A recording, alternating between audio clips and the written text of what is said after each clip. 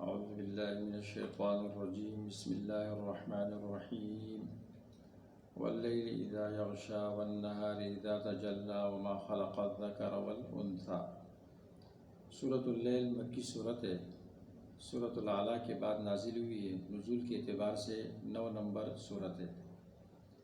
یہ ایک نام سے موسوم ہے اللیل، اس لیے کہ اللہ تعالیٰ نے سورت کی شروع میں لیل پر قسم کھائی۔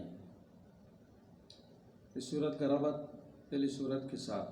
نمبر 1، پہلی صورت میں فریقین کے درمیان تفریقے کا بیان تھا انجام کے اعتبار سے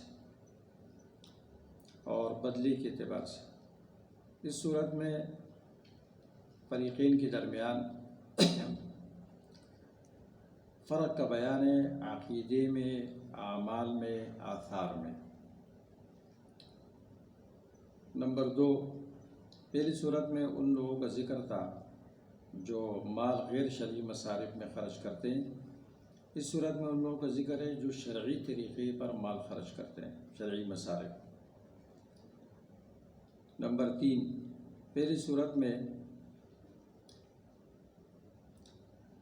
فریقین کی طرف اس قول سے اشارہ تھا فَأَلْهَمَهَا فُجُورَهَا وَتَقْوَاهَا۔ اس صورت میں ان کے نام ہے الاتقا الاشقا، فَأَلْهَمَهَا فُجُورَهَا وَتَقْوَاهَا، اور یہاں پر فریقین کے نام ذکر کیے گئے الاتقا الاشقا۔ سورت کا بنیادی مضمون تفریقے کا بیان، عقائد میں، آثار میں۔ سورت کے خصائص امتیازات کا بیان۔ سورت میں تقابل ہے فریقین کے اوصاف کے درمیان، اور ایک فریق کو اتقا کے ساتھ ذکر کیا، دوسرے کو اشقا کے ساتھ۔ سورت کے فوائد و لطائف کا بیان۔ سورت کا بنیادی محور البذل والبخل، سخاوت اور بخل کا بیان۔ اللہ تبارک و تعالیٰ نے سورت کی ابتدا لیل پر، رات پر قسم کھانے سے کی، دن سے پہلے۔ والنہار اذا تجلی، رات پہلے ذکر کی، اس لیے کہ وجود میں، تخلیق میں رات پہلے ہے، دن بعد میں۔ اسلامی تاریخ رات سے شروع ہوتی ہے، غروب کے بعد۔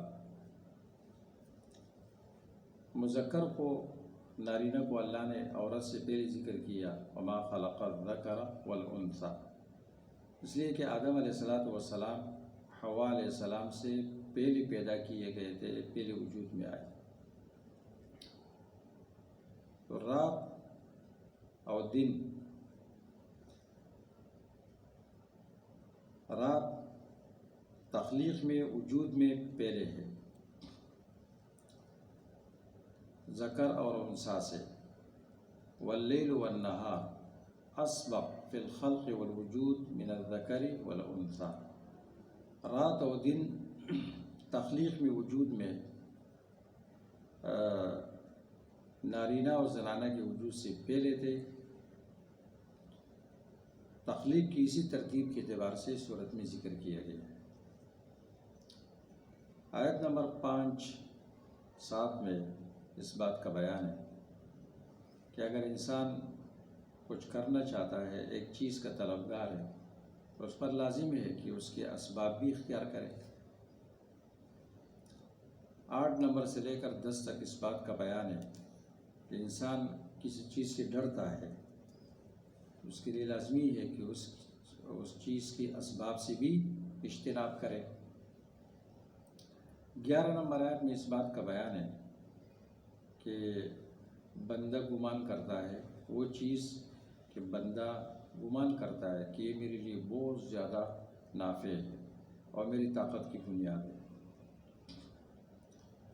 بغیر کسی حق وجہ کے، جیسے مال کے متعلق لوگ یہ سمجھتے ہیں کہ یہ بہت زیادہ فائدہ مند ہے اور میری ساری طاقت، سب کچھ پیسے کی وجہ سے۔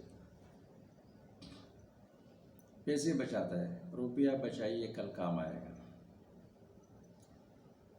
سب کچھ مال مال مال دولت۔ حالانکہ موت کے وقت وہ چیز جو بہت جلدی انسان کو چھوڑ دیتی اور اس کو کوئی فائدہ نہیں دیتی، اس کی سفارش بھی نہیں کر سکتی، وہ صرف مال ہے۔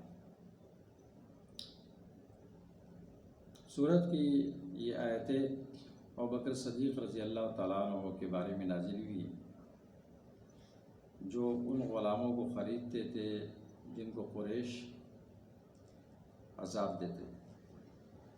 ابوبکر صدیق رضی اللہ تعالیٰ عنہ ان کو خرید کر اللہ کی رضا کے لیے ان کو آزاد کر دیتے۔ سورت کی آیتوں میں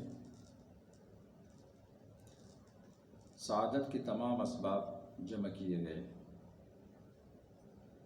اعطا یہ مامور کو بجا لانا ہے، فعل مامور۔ واتقا محظور کو چھوڑنا ہے، حرام چیز سے اجتناب۔ وصدق بالحسنى وحی کی تصدیق، یہ سعادت کے اسباب ہیں۔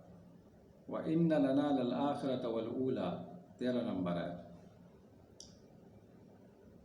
جو شخص اس بات کو یاد رکھتا ہے کہ ابتدا بھی ہماری اللہ کی طرف سے ہے اور آخر میں اسی کے پاس لوٹ کر جانا ہے، ایسا شخص ہدایت کی طرف بہت زیادہ قریب ہوتا ہے، خیر کا بڑا حریص ہوتا ہے اور دنیا میں بھی رغبتی اس کے لیے بہت آسان ہو جاتی ہے۔